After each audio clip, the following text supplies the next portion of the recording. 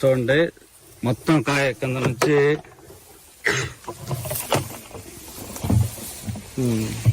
చూడండి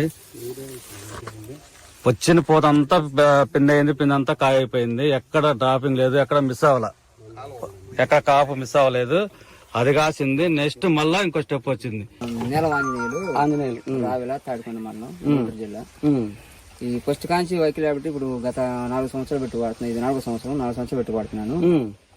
దానివల్ల నాకు పంట బాగుంది, ఇబ్బంది లేదు, బాగానే ఉంది. మన మందులు వాడడం వల్ల గమనించింది ఏంది?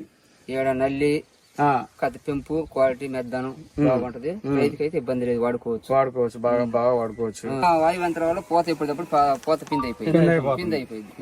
అది నల్లి ఉండగానే నల్లి ఏం చేయదు, కొంతవరకు మనకి ఇబ్బంది ఉంటుంది. నల్లి నాకేం కనపడలే, నల్లి లేదు అసలు. మనం ఉద్దితగా ఉందనుకున్నా గానీ నల్లి అంతగా ఇదేం చేయదు. ఇప్పుడు ప్రజెంట్ వేరే చాలల్లో నల్లి వచ్చి ఎర్రగా వచ్చిన ఫోన్లు భయంకరంగా వస్తుంది, కానీ మీ చేతి చూద్దాం లేదు. అది ఇప్పుడు వైకేస్టార్ ఎన్నిసార్లు వాడారు?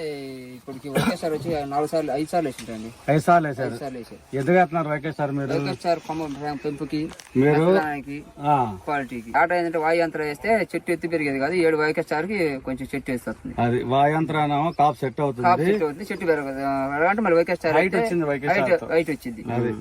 వాయుయంత్రం కాపు సెట్ అవుతుంది, వైకేస్టార్ పైకి లేపుతుంది. 2 కంటిన్యూషన్ ఆడుకుంటే వచ్చింది కాపు అవుతుంది, తిరుగుతా ఉంటది. మీరు గ్యాప్ ఎంత పెడుతున్నారు స్ప్రేకి? 5 రోజులు అండి. 5 రోజులు గ్యాప్ పెడుతున్నారు. ఎలా అంటే ఖచ్చితంగా 5 రోజులు చేస్తున్నారు ఖచ్చితంగా. అంటే నీళ్ళతో పనిలే, నీళ్ళు పెట్టామా లేదా బెట్ట మీద ప్రమాణం కొట్టుకోవచ్చు. వాయుయంత్ర ప్రోడక్ట్లు ఏదైనా సరే మన మందులు బెట్ట మీద కొట్టచ్చు. 5 రోజులు ఖచ్చితంగా. ఇలా వేసామంటే మళ్ళీ 5 రోజులు ఖచ్చితంగా వేస్తాం. ఈ రైతులు కూడా అందరూ వాడినారండి.